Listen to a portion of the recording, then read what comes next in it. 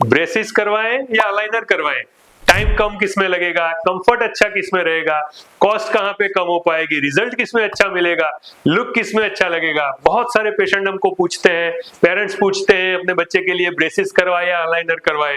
तो सोचा चलो हमारा एक्सपीरियंस शेयर कर देते हैं कि क्या हम यहाँ पे 32 पल्स लास्ट 20 साल से अहमदाबाद में है।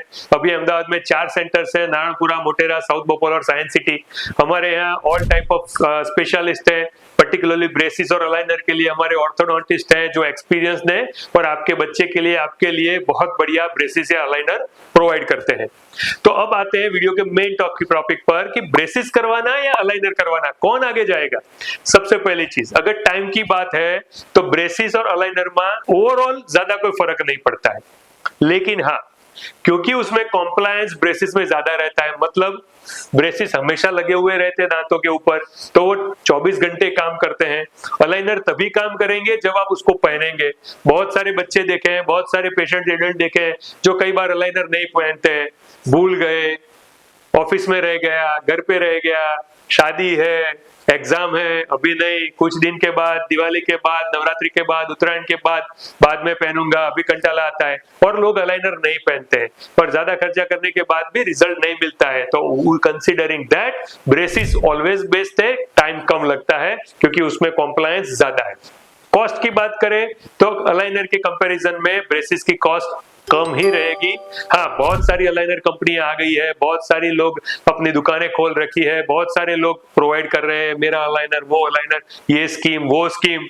मत पढ़ो, क्योंकि वहां पे बहुत सारी जगह पे ऑर्थोडोंटिस्ट को बाईपास करके सिर्फ बेचने का काम हो रहा है और कई बार अगर कंपनी बंद हो गई तो हमारा केस बीच में ही रुक जाएगा और हमके डाइवर्ट होना पड़ेगा किसी और अलाइनर कंपनी पे या तो फिर ब्रेसिस पे।